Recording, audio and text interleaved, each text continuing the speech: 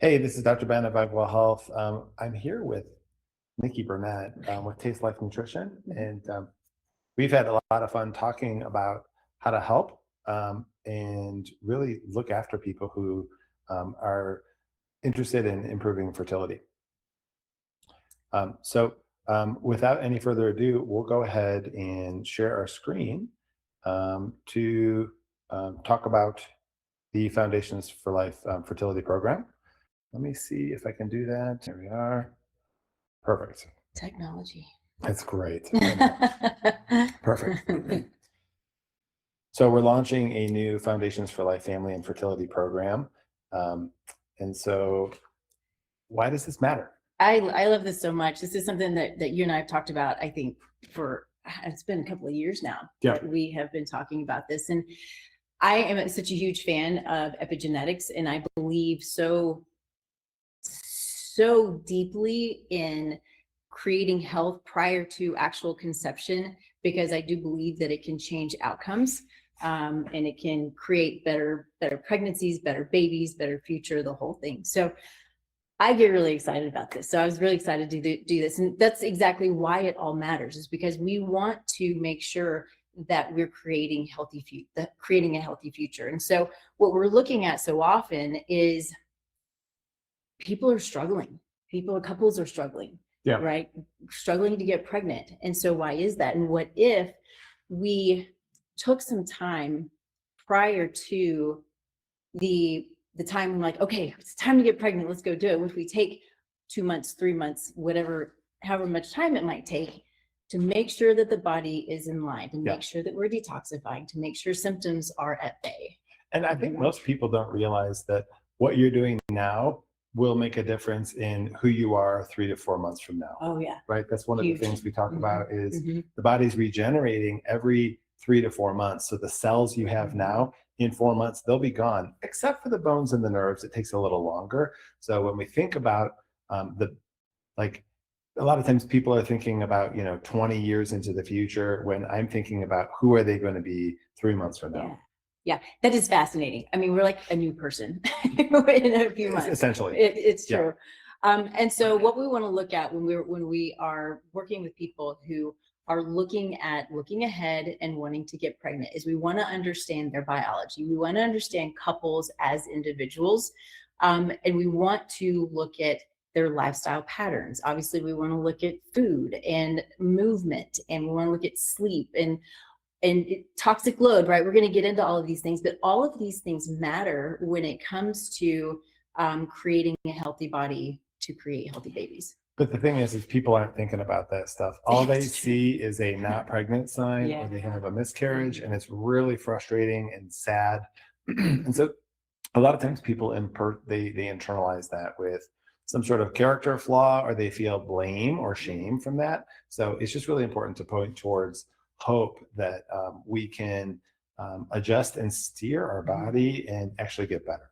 The body is amazing. I mean, it's meant to be healthy. It was created to be healthy. Yeah. And so we just start to understand what it needs on an individual level. Then we have the ability to create these, I don't want to call them protocols, but create a situation where we can give the body what it needs in order for it to do its job. Because its job fully is just to keep us alive. And when it's trying to keep us alive, it's like, I'm not really sitting here wanting to get pregnant. I'm just trying to keep you alive. And so we start to support the body. It's like, okay, I'm in a good spot. I am happy. I'm ready to have babies. Thrive instead of survive. Yeah. And really, a lot of people are looking for tactics.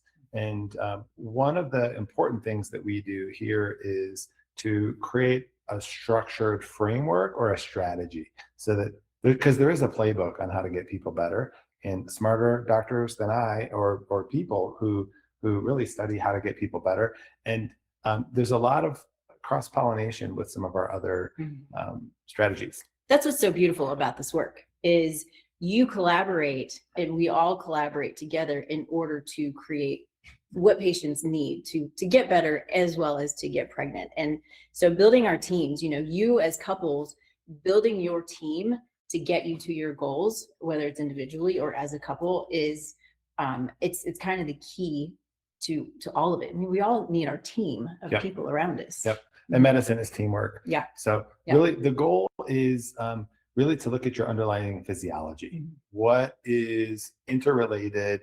And so then to do the work, preparing the soil before we plant, if we will, to create the most optimal conditions for pregnancy, whether that's going to be natural conception or IVF. Yeah. Yeah.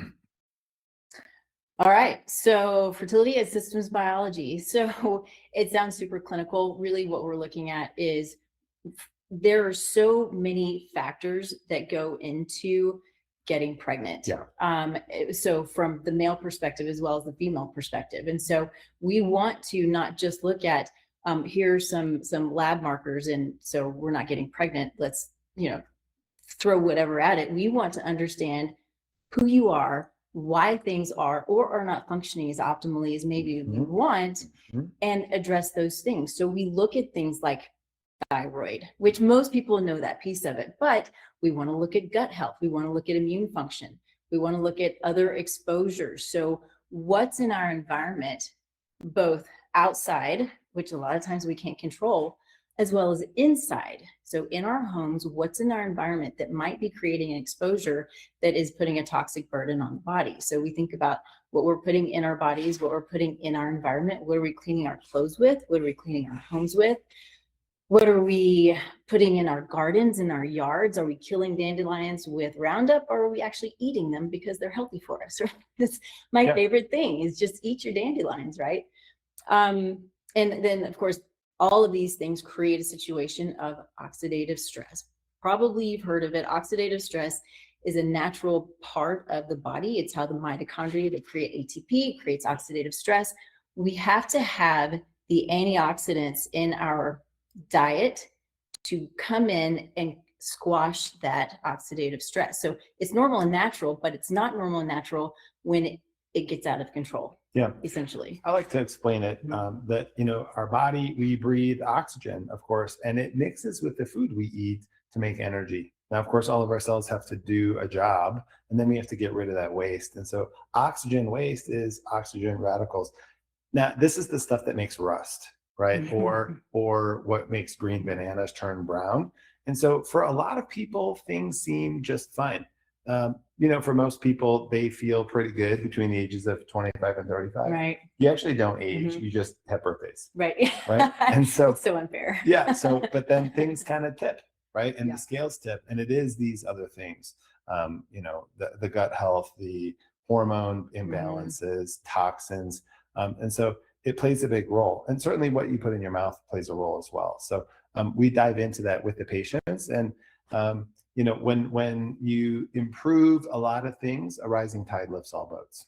That's true. I do want to hit on real quick, though. I think it's important to talk a little bit about the hormone piece, because the hormones, I think I think that understanding what it means to have balanced hormones, sometimes I don't really know what that means. And I've told my estrogen's too high and I don't know what that means. When we need to understand that hormones are communicators, right? It's like a song over your body. Oh, that's beautiful. Yeah. I'm gonna start saying That's what I think about that. It's so good.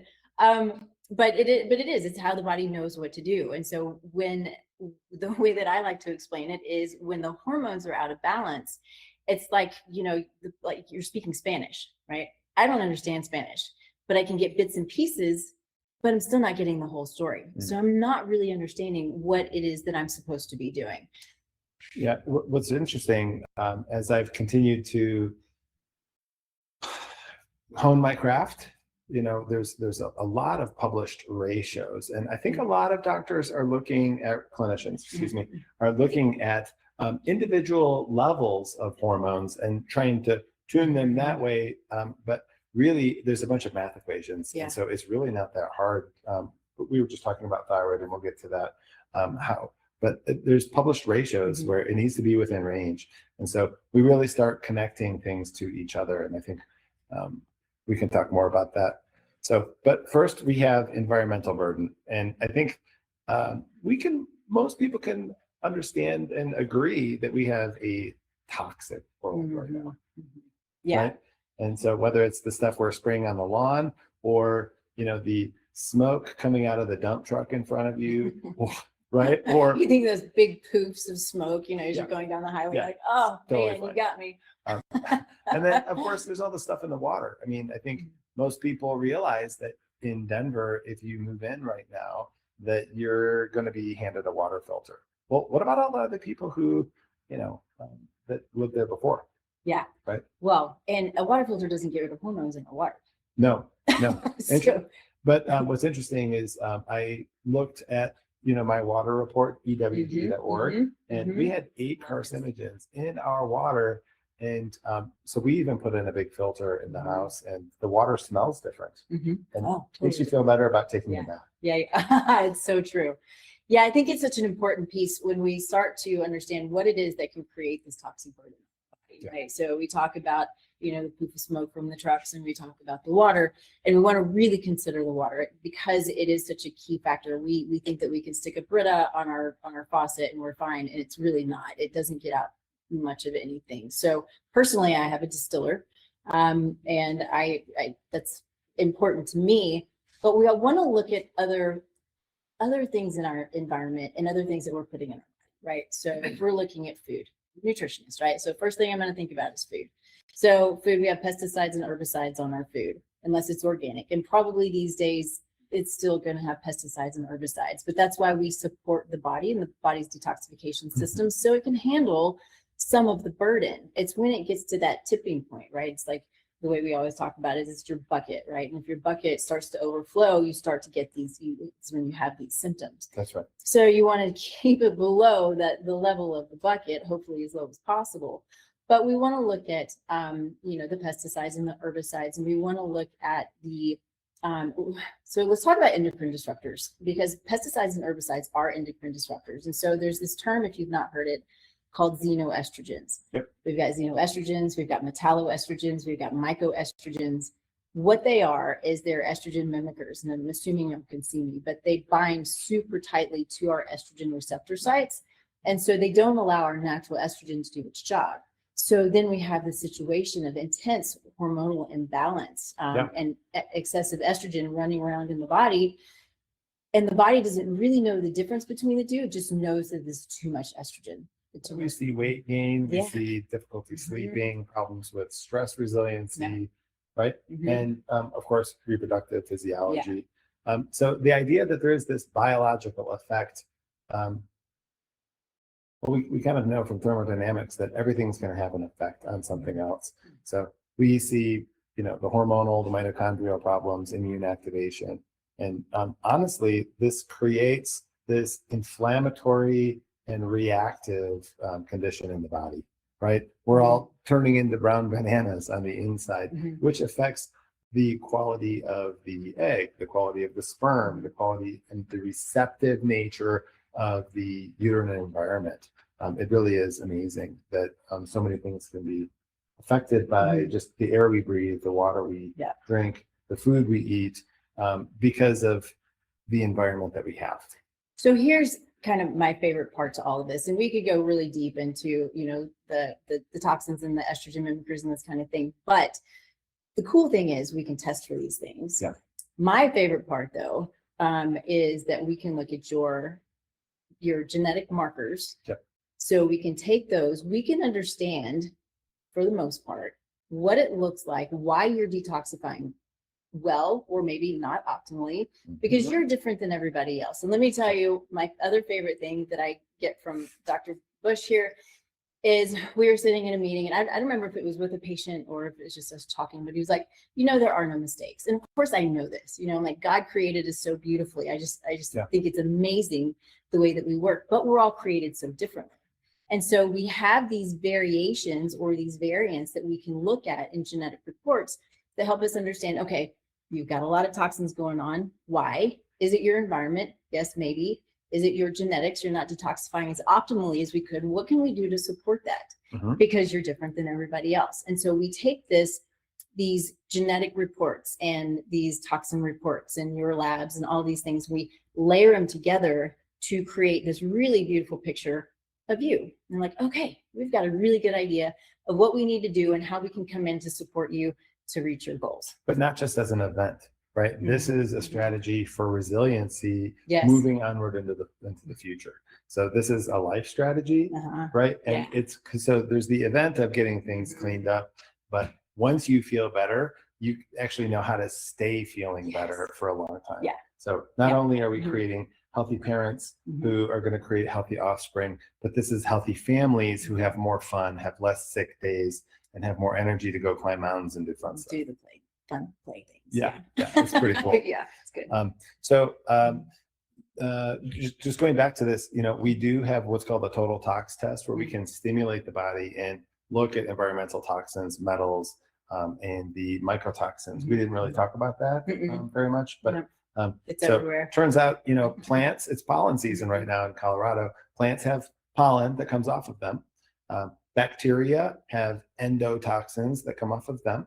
And mold, which is all around us, right? Mold has these mycotoxins, which have really been shown to cause a lot of inflammatory triggers, right? Autoimmune illnesses. Some people think, some cancers as well, plenty of neurological issues, but this inflammation plays a huge burden on, reproductive health. I think it's important to note on that topic because so many people, they're struggling and they can't figure out why, because it's hard to see. I mean, you might be able to see that you've got some mold growing in your shower, but a lot of times you can't see if it's in your old building or whatever the case may be. And you might be the one struggling where your neighbor or your spouse or your friend food is or not. coffee. Right. So they're not struggling. This is another genetic marker, right? It doesn't mean it's not inflammatory for that person, but some people just have the potential of having much more serious side effects from having the toxin exposures. And yes, coffee. So what they do, this gets me, I have to always tell this, but they will take coffee beans and they sell it by weight. So they fill it with water and then they weigh it, and they're not going to go spread it out to dry it out. They just leave it in the bags. And so what's it going to do? It's going to grow a bunch of mold. So most organic or not, most of our coffee is going to be moldy. So if you are struggling, if start to look at these things, start to look at your grains and your corns. What are you eating? Because if it's sitting in a silo, what's going on at the bottom of that silo that's Mold. full of water, right? And the mold spores are going to go all throughout. And so, it can be super problematic, but it's something that can be, we can take care of and we can help with. But it's hard. It's once hard you see it everywhere. It's kind of like when you're shopping for a car, you start seeing them everywhere. It's true. So, that's the truth. And once people know to start looking for certain things, they have a resilient strategy. So why don't you take this one? I'll take this one. I do have ovaries. I think that you're going to start to see a little bit of a pattern through this talk, because that's kind of how this works is, egg quality is influenced by a number of things. So it's going to be influenced by nutrient sufficiency or deficiency, right? So if we're getting the nutrients we need, we have the ability to support our systems, including egg production. What if, though, we're struggling with gut issues? What if we're not absorbing our nutrients the way that we should, right? What if there are certain drugs that we're taking? There are things that can impact the absorption of nutrients. And so we might think that we're doing all of the right things and we're still not getting the nutrients that we need. So we can look at, micronutrients. We can see what's actually getting into the cell, because we can look at vitamin D in the serum, not to get too deep into that, but that's kind of running around in the blood, right? But if it's not getting into the cell, then it's not making a difference. And so it matters that it's getting into the cell. So I find it interesting that there is a test for ovarian reserve. Certainly there's a finite number of eggs in a person's body. And what's interesting is there's this anti-Mullerian hormone where we look at the ovarian reserve. But it may not be a static number. I don't think it is. Right. And so the ovarian reserve can be some sort of a determination that the laboratory is making, but we think we can actually make some changes there. And I have reason to believe there's some preclinical data that really can show that maybe some of these levers that we're trying to pull can improve not only the egg quality of the eggs that we have left, but maybe even regenerate the ovaries, which is phenomenal. It's amazing. When you really think that the body is made to heal, I think the ovary is made to heal too.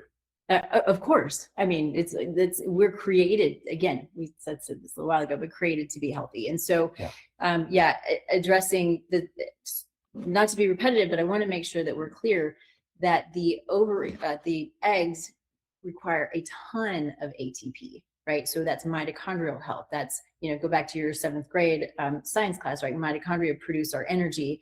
If we have mitochondrial dysfunction, which comes from inflammation, we've got to understand why. So that's always the underlying for everything that we do. Understand the why behind it. Don't just say, okay, this is the way that it is. Understand the why. So looking at all of these different markers can help us understand the health of the ovaries, obviously bringing in ovarian reserve and all of these other things that we can look at to give us a path. Yeah, it really seems like we're creating a constellation, right? You look in the sky and you see the Big Dipper, right? But it takes a lot of stars to come up with that. And so we can start to see the picture and then even pull some levers to make it look better, like what we want. So semen quality and comes under a lot of discussion now. For a while, I think women were taking the blame for fertility issues, right? And we actually have a lot more data now to show that, well, men have drunk swimmers sometimes. And so a lot more now. Certainly getting drunk can get people pregnant too. But if the sperm aren't swimming the right way, then they're just really not going to make it very far through the uterus and into touchdown land. So we are really choosing an advanced sperm analysis, not only looking at the quality of how the sperm look and how they're swimming, but there's some other testing, really looking at DNA fragmentation, which is a great topic of discussion. Yeah, for sure. Yeah. So your DNA, I think most people are familiar with this double helix corkscrew-like look.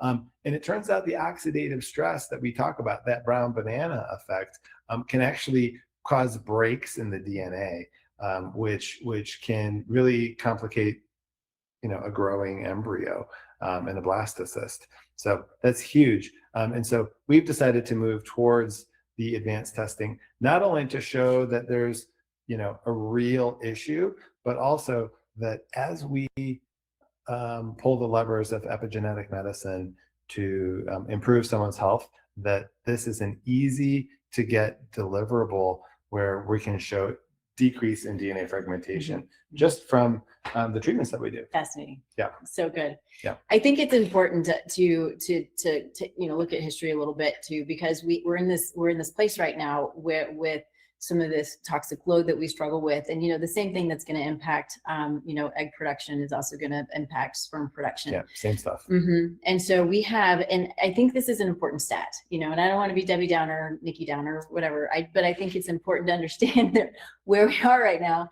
There was a study that from 1973 to 2011, we have a 50% decrease in sperm counts. Yeah. Yeah. You're like, what? It's baffling. Yeah. And it's all kinds of stuff, right? There was a study recently, earlier this year, looking at pesticides, right? And this is the stuff, guys, typically it's guys who are stuck going out in the back lawn, spraying the stuff for the bugs and the plants, right? But, that's kind of stuff, it showed a significant decrease in sperm quality. But then there's stuff like cadmium, right? Cigarettes, right? Or even dark chocolate, bummer.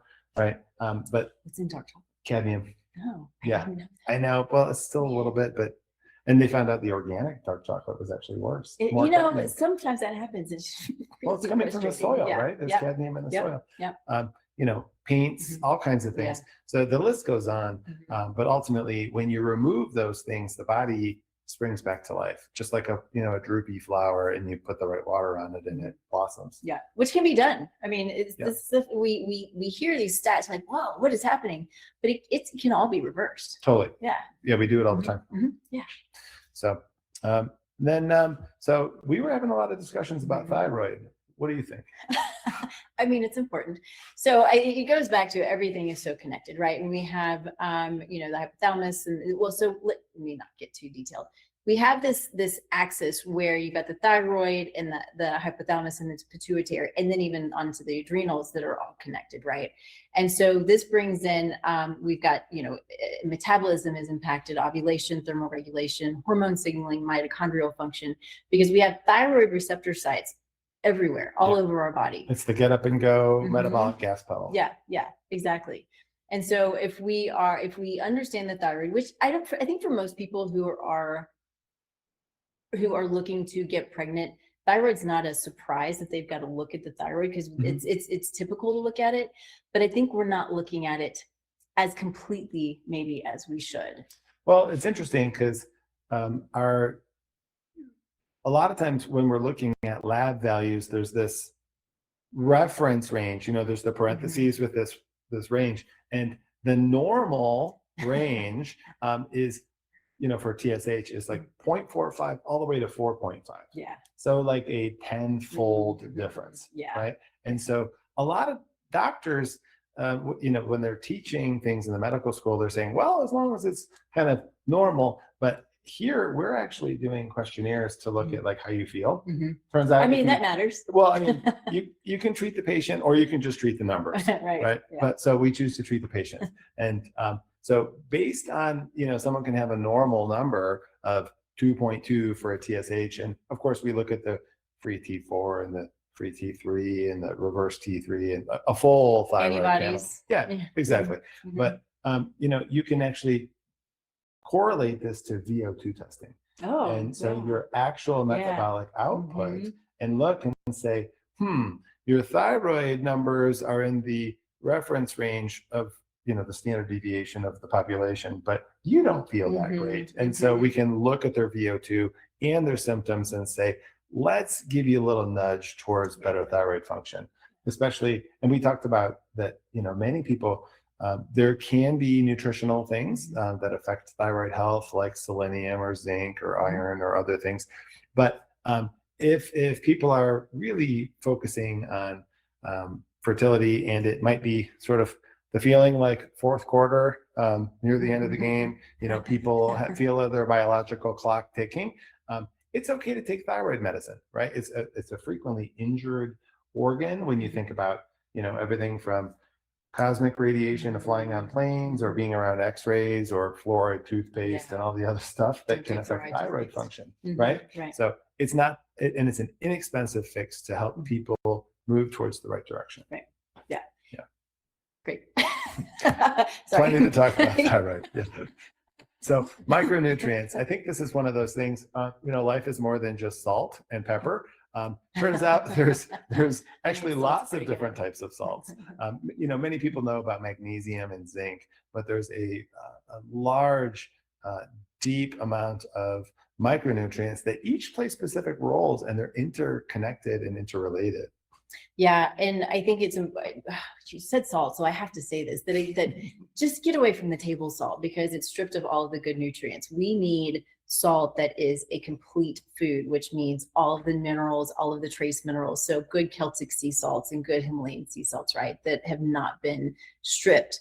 But then we want to look into what are the nutrients that are so important. And it's hard for me to say all of them aren't important, because they are, but we can look at a couple of things in particular, like B vitamins, specifically folate. This is so important to me, because what I hear day in and day out, and I'm sure you do too, is that you're supposed to take folic acid. It's completely synthetic. Yeah. Right. Yeah. Folic acid is a big problem. So we get into methylation and, whether or not your body can digest these things. But what's interesting is all of the micronutrients listed on this flower diagram here, each have specific fertility data behind them. So at least looking at this kind of stuff is a massive step forward in somebody's life. Yeah. And again, there's ratios and interrelatedness. But, we can even look genetically. There's people who just don't absorb vitamin B12 very well, or maybe because they're vegan, they don't realize that their levels are low. Yeah. I'm going back to food. Yeah. Well, and the microbiome, we'll get into a little deeper into the microbiome in a minute, but, it produces B12. And so if we don't have a good, healthy microbiome, then, we're not getting our B12. So there's a lot to it. The idea, though, is nutrition is essential. Right. It's a lever, right? Yeah. It's not just like a afterthought or an accessory. And I think that's a really good statement right there. So gut barrier, you might have a couple things to say about this. I might. Yeah. So the gut barrier, this is such a great segue, because we were talking about hormones and the gut barrier, and the gut is like our little hub, right? It kind of does so much. It controls so much. And so if we have dysfunction of the gut barrier, so I'm trying to say this properly, right? So everybody by this time, most everybody's heard the term leaky gut. And so what happens is we have cells that are supposed to be super tight together. You can see it in the diagram. Mm-hmm. There's a protein that goes up and it comes apart. This is a normal, natural part of our biology. This is the way it goes, right? But as with so many other things, if it remains chronically elevated Mm-hmm. and our gut remains chronically leaky, then, or permeable, right? You've heard both ways. Then that's when you can have mycotoxins, you can have bacteria, you can have other types of toxins that get into the bloodstream. The body's like, this isn't supposed to be here. It sends out red flags, creating an inflammatory response. And then the whole, system just gets angry. It goes haywire, right? Yeah, it's more than just healthy choices, right? Yeah. I mean, I think that's what you're coming down. So Mhm. obviously we have to digest our food. So chewing to pepsin and stomach acid to absorbing the food. And this whole gut barrier issue, we were just talking about glyphosates that they spray Roundup on all the food, but plastics and different chemicals or irritants can affect this. And so all of a sudden, instead of food going through these tight junctions, the food gets exposed to your immune system, and your immune system's like, what are you doing here? You're not supposed to be here. Yeah. Right. And so then there's different levels of sensitivities that can happen. So certainly, there's IgG, but then it gets sensitized to IG4. And then people actually start developing allergies to their chicken or their eggs or their I've never had this before. tomatoes. Why is this happening now? Yeah, it's amazing. Yeah. And so you can even have complement activation for food.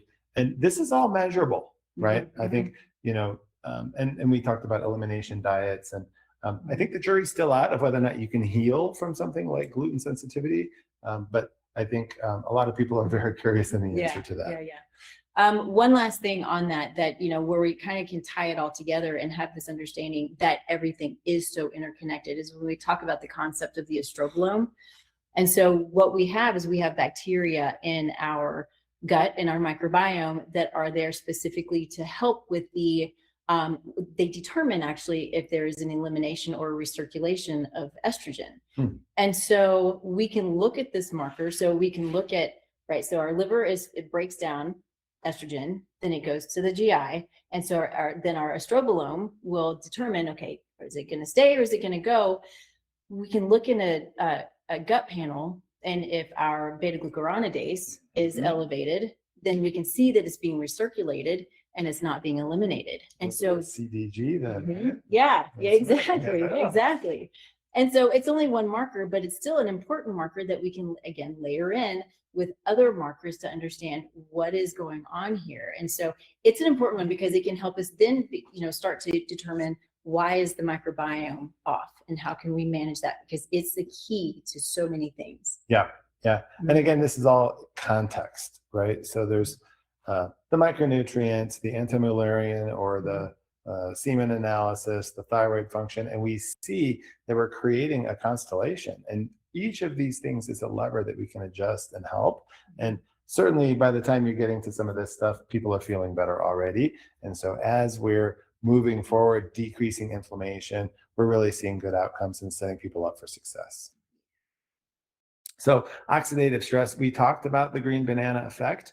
And I think it's really important to understand that your body was made to handle oxidative stress, right? We breathe oxygen. That's what we're designed to do. And so certainly we have the antioxidants, right? Like broccoli and blueberries and salad, right? Exactly. The deliciousness. That's the good stuff, right? But then we have these internal enzymes in our body. And this is where one of my favorite principles comes in, where there's this idea of therapeutic stress, right? Like when we do push-ups, right? You really, you hurt your body, and then your body was designed to come back stronger, right? We do physical therapy where people are doing exercises with an injured part of their body, and the body learns that to send signals to heal that part of the body.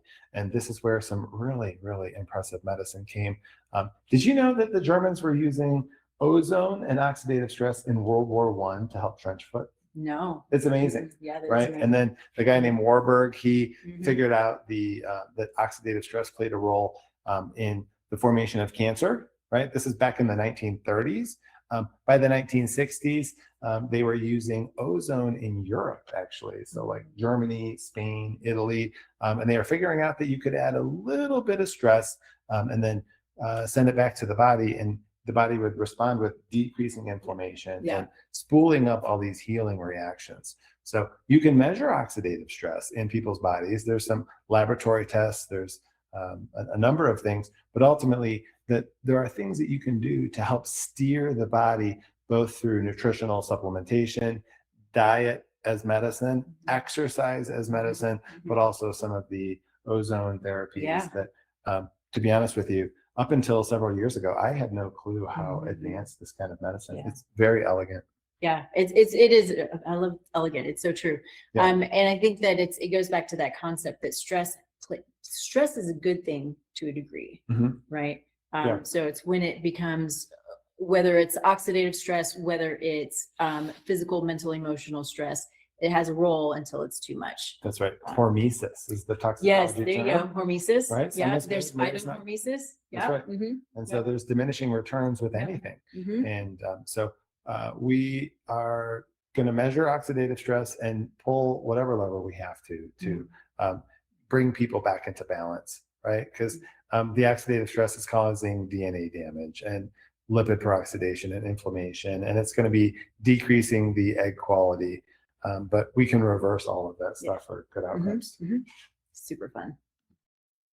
So really, it comes down to these main pillars, right, that we're evaluating, and we've talked about these, right? So hormones, cell cycle function, right? And we look at the ovarian reserve, semen analysis, and then we get to, other advanced things like you talked about, right? Yeah. I think that there are a couple of things that I want to make sure that we don't forget to hit on. It's going to be the nervous system. Yeah. Right. How is our nervous system playing into all of this? And then sleep quality. These are so important to everything that we do, because sleep is how we repair. Sleep is how we detox. Sleep is how our GI does its job and how our brain processes, right? And so if we're not sleeping, I think, I don't have the study in front of me now, but the even small amounts of sleep disturbance in men decrease testosterone significantly. And so thinking about the nervous system, going back to stress plays a role, but what if we're chronically stressed? And what if we don't know we're chronically stressed? And what if we had trauma as a child that we've not dealt with, that is creating this stress that we don't realize is stressful? Yeah. There are some behavioral health objectives that most people can do for free, right? Yeah. Sleep, breath work, grounding, gratitude, mindfulness, right? There's things that, well, yeah, I mean, it's inexpensive. Take off your socks and shoes and say thank you, right? Yeah. And square breathing. There's a number of things that really affect our physiology and nervous system, and it's trained to pilots and military and all sorts of advanced professions, right?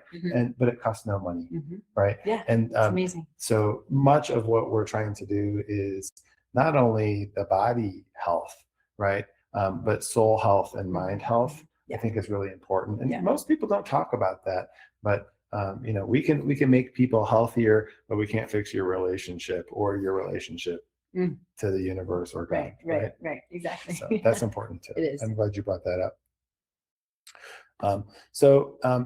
Really, the bottom line here is that the evidence-based literature is packed full of literally thousands of articles, right? And we've combed through a lot of articles to come up with the best-in-class offering for our patients. And this is a fertility-focused discussion, but this is the stuff that we do for everybody. But when we look at it with a goal line of creating a healthy baby, it is important to sort of come up with a strategy where we have an evidence-based deliverable, right, to correct known abnormalities that we can measure, and then check the delta and make sure and follow the response and sort of adjust the plan. Yeah. Yeah. Right. And I think that's so important. Yeah. Agreed. I don't think I have anything to add to that. Yeah. So there are some emerging things.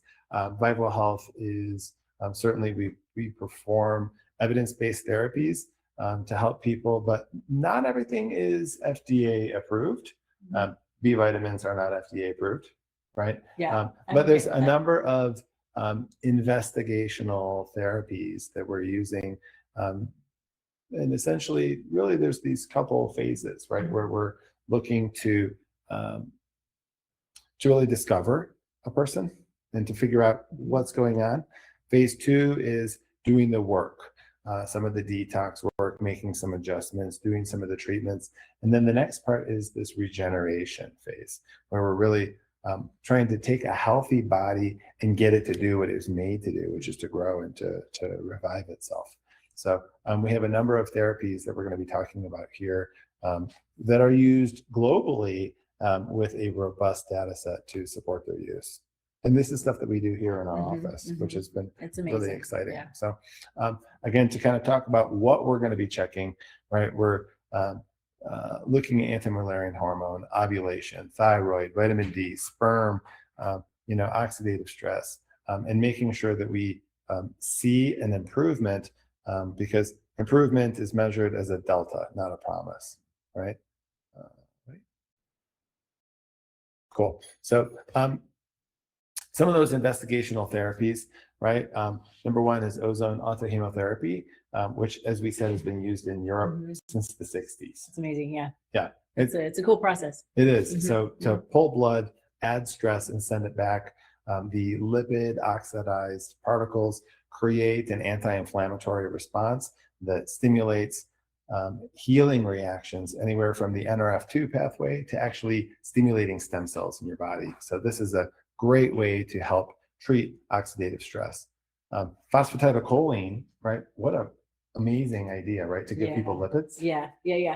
So lipids are so important for, cellular integrity, for detoxification, and for creating sperm and eggs. Yeah. And so, doing it, you can do it IV. You can do it in supplement form, but I think it makes more sense in therapeutic purposes to do it IV because there's some metabolism that happens. Right. Now, of course, there's some formulations like Body BioPC and other liposomal phosphatidyl groups, but this is the cell wall, which is made up of a lipid membrane.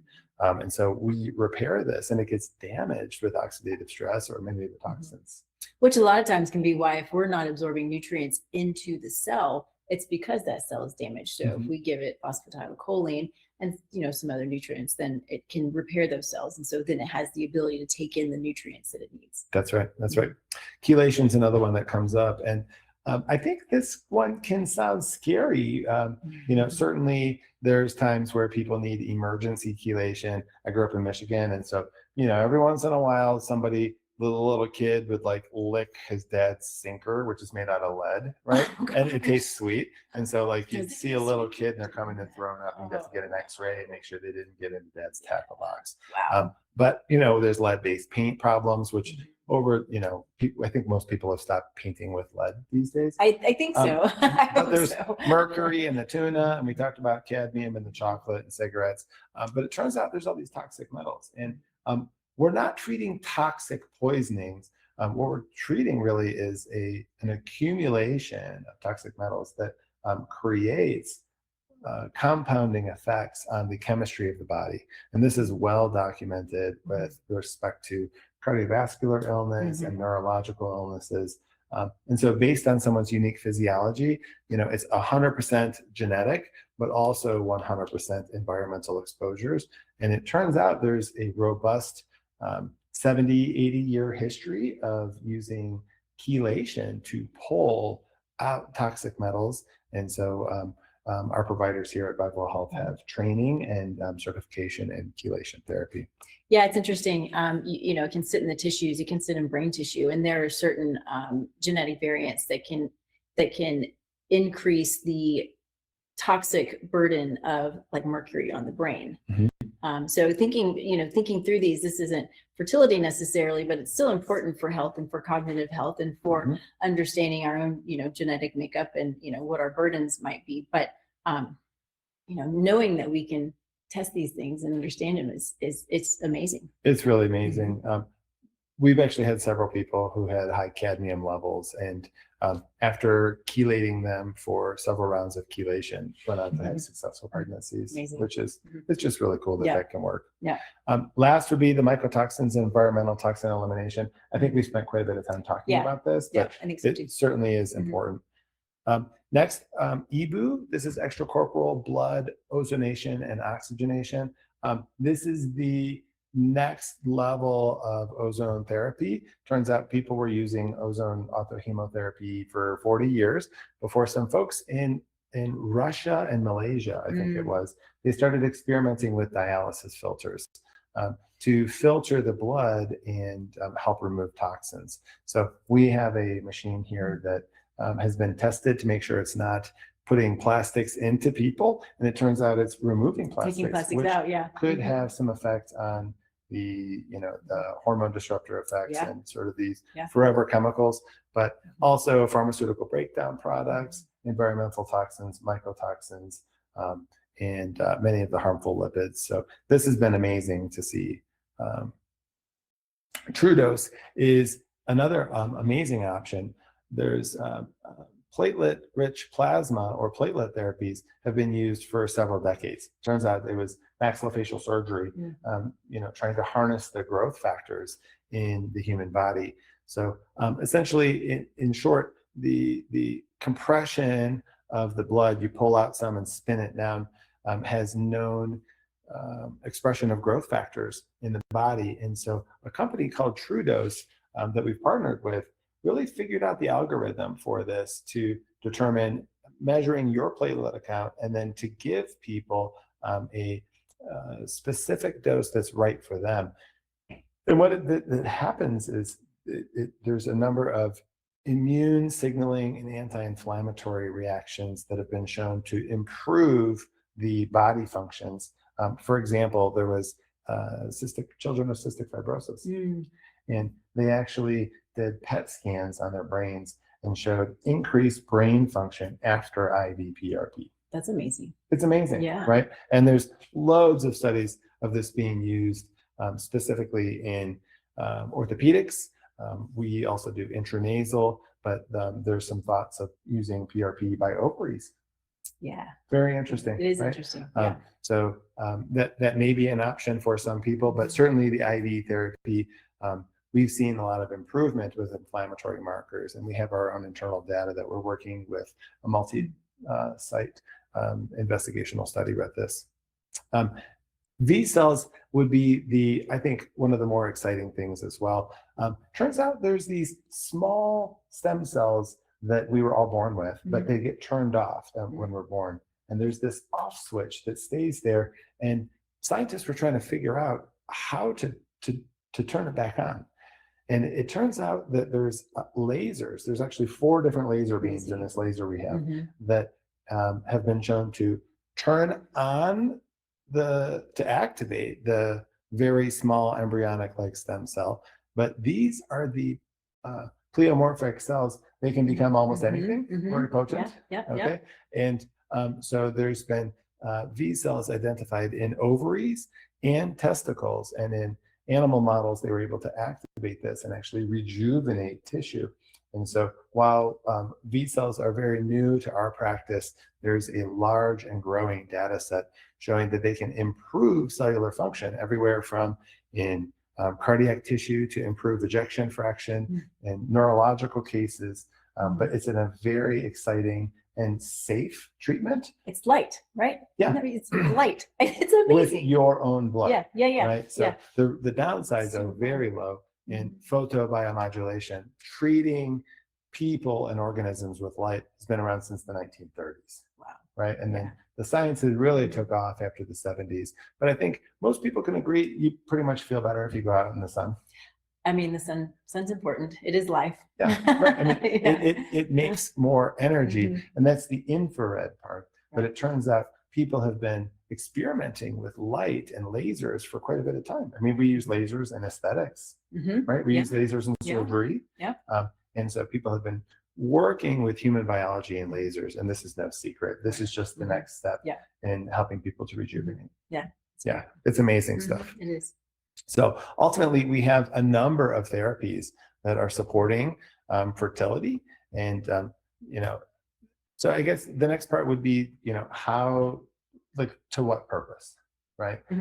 Certainly, taking care of both people in the couple is ideal, right? And certainly, we want to take care of people and help them conceive naturally if that's part of their plan.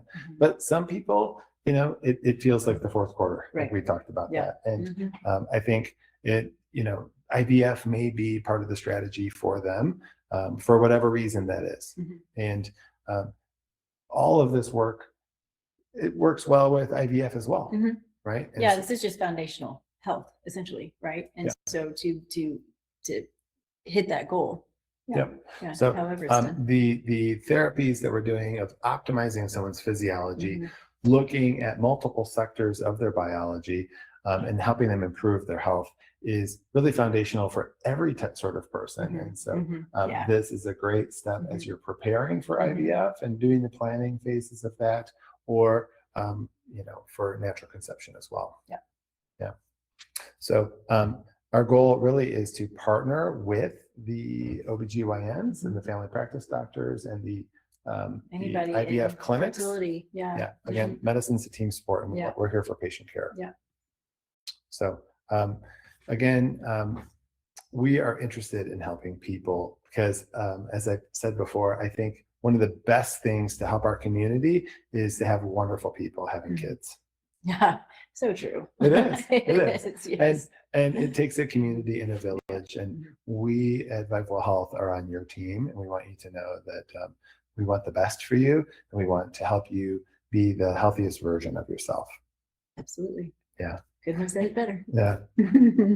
Any closing thoughts at all? No, I'm excited for this, and I'll be excited to do more of these because I think having good information and talking to all of you is one of my favorite things in the world to do. So Absolutely.